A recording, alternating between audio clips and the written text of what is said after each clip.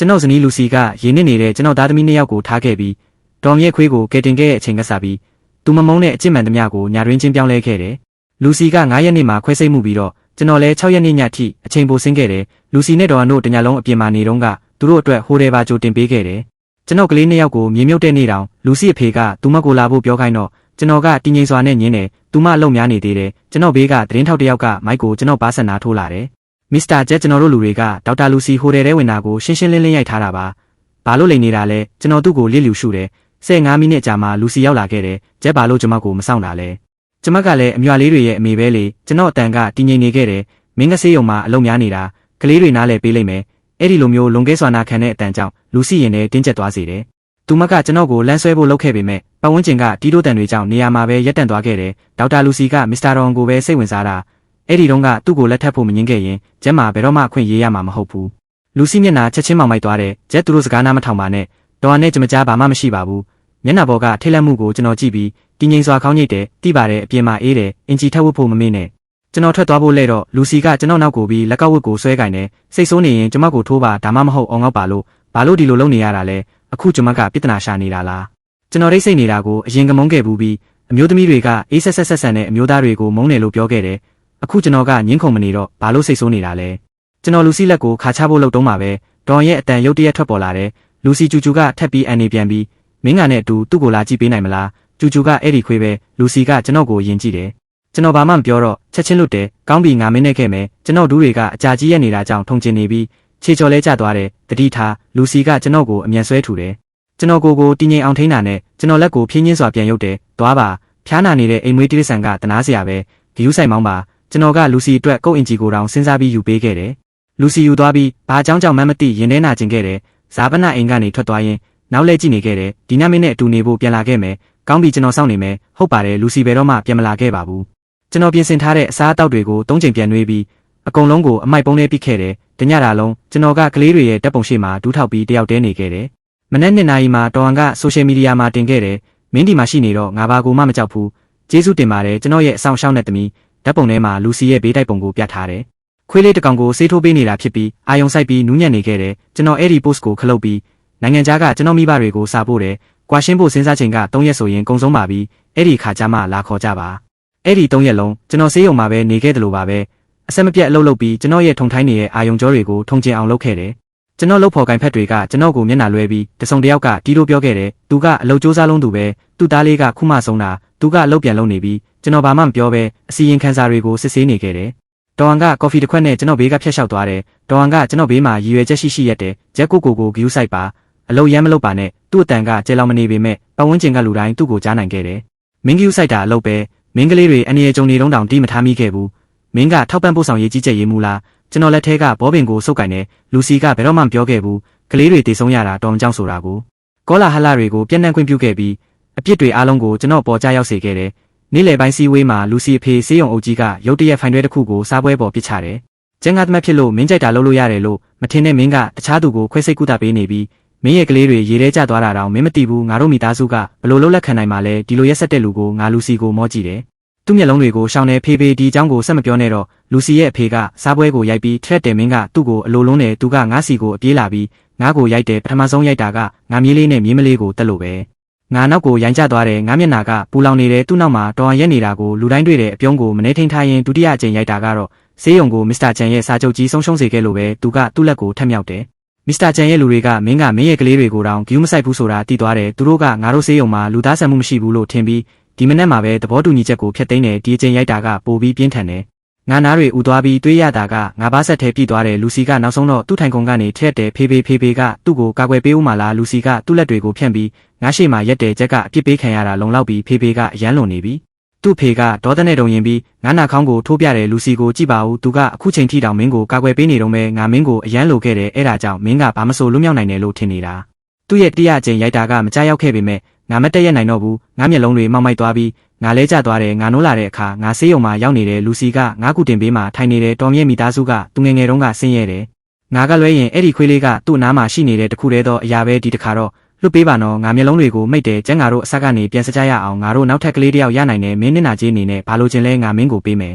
ငါနောက်ဆုံးတော့သူ့ကိုလှည့်ကြည့်တယ်ငါးလေချောင်းကနာကျင်နေပြီးပူလောင်နေတယ်ငါကမဟုတ်ဘူးလို့ပြောရင်ကောသူရက်တန့်သွားပြီးမျက်မှောင်ကျုပ်တဲ့အခက်ခဲမဖြစ်စေနဲ့ငါမျက်နှာပေါ်ကနာကျင်မှုကိုငါခံစားရတယ်ငါအခက်ခဲမဖြစ်စေပါဘူးငါမဟုတ်ဘူးလို့ပြောပိုင်ခွင့်ရှိသေးလားဆိုတာသိချင်ုံပဲသူဘလောက်စိုးရိမ်နေလဲဆိုတာမြင်တော့ငါပြုံးတစ်ခုကိုအတင်းကျပ်ဖန်တီးတယ်ငါနောက်နေတာပါဘာပဲဖြစ်ဖြစ်3ရက်ဆိုငါဒီနေရာကနေထွက်ခွာတော့မယ်ကီးလက်မျိုးရိုးကိုစက်ခံခဲ့ပြီးအရန်ငယ်ငယ်ရွယ်ရွယ်နဲ့တေဆုံးခဲ့တဲ့ငါကလေး2ယောက်ကကောင်းမွန်တဲ့မိသားစုတွေစီပြန်လည်မွေးဖွားလာလိမ့်မယ်ငါတိုက်ခိုက်เสียဘာမှမရှိတော့ဘူးနောက်တစ်နေ့မှာတော့ငါဆေးရုံကနေဆင်းခဲ့တယ်ရင်မောင်းကငါ့ကိုပြန်ခေါ်သွားတယ်လူစီရဲ့မိသားစုအိမ်ကိုငါဝင်ချင်းပဲတော်ဟန်ကဆိုဖာပေါ်မှာထိုင်နေတာကိုငါတွေ့တယ်လူစီရဲ့အဖေနဲ့ရေမောနေရင်သူကလှုပ်ခေါ်တဲ့ခွေးလေးကိုကင်ထားပြီးသူ့လေဘင်းမှာကခေါင်းလောင်းလေးရှိနေတယ်ငါသားလေးဆော့ခဲ့တယ်ငါအဲ့ဒီခေါင်းလောင်းကိုကိုယ်တိုင်လှုပ်ခဲ့တာအမွာတွေရဲ့ပထမဆုံးမွေးနေ့မှာသူတို့နာမည်တွေကိုအတွင်းထဲမှာထွင်းထားတယ်ဆရာဝန်ကကလေးတွေဆုံးပြီလို့ပြောပြီးနောက်ငါရာအားလုံးကိုမိရှို့ပစ်ခဲ့တယ်အဲ့ဒီခေါင်းလောင်းလေးကငါမှကြံနေတဲ့တခုတည်းသောအမတ်တရပစ္စည်းပဲကြံမင်းပြန်လာပြီးတော်ဟန်ကငါ့ကိုမြင်တော့ချက်ချင်းထွက်တယ်ကဒီခေါင်းလောင်းလေးကိုတကယ်ကြိုက်တယ်လူစီကဒါကအသုံးမဝင်တော့ဘူးလို့ပြောပြီးသူကကိုဆော့ဖို့ပေးတယ်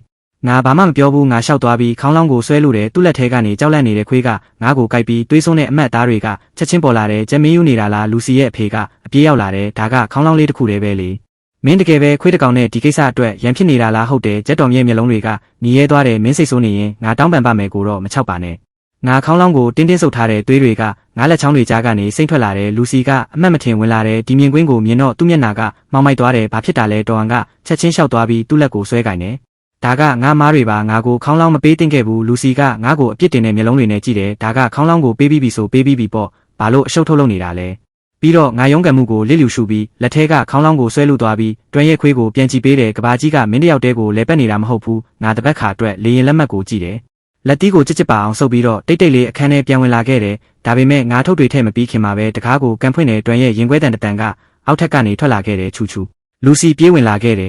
ငါလေပင်ကိုဆွဲကင်ပြီးဒုတိယထက်လက်ရမ်းမှာကတ်ထားတဲ့ချူချူကတွန်ရဲ့အသက်တစ်ချောင်းလုံးဆိုတာမင်းတီသားပဲလက်ညှိုးထိုးပြတဲ့ဘက်ကိုငါလန်းကြည့်တယ်ခုနကပြေးလွှားစော့ကစားနေတဲ့ခွေးလေးကအခုတေဆုံးနေပြီးမင်းမဲချူချူကိုတက်တာတွန်ကငါ့ကိုလက်ညှိုးထိုးပြီးအော်တယ်မင်းသူ့ကိုတခုခုကျွေးနေတာငါတွေ့တယ်မဟုတ်ဘူးလူစီရဲ့အဖေမျက်လုံးတွေရုတ်တရက်တောက်ပလာတယ်ဟုတ်တယ်မနေ့ကကလေးတွေအတွက်အခမ်းအနားလုပ်ပေးခဲ့တဲ့ဆရာဧကန်ထဲမှာအနားယူနေတော့မယ်သူဒီမကောင်းဆိုးဝါးကိစ္စတွေကိုတေချာပေါက်မြင်နိုင်တဲ့ခဏကြာမှာတော့အဝါရောင်ဝတ်စုံဝတ်ထားတဲ့အလဲလက်ရွယ်အမျိုးသားတဦးကိုဖိတ်ခေါ်လာခဲ့တယ်သူကဧကန်လယ်မှာသူ့လက်တွေကိုဝှေ့ရမ်းပြီးတော့တိုးတိုးလေးရွတ်ဆိုနေတယ်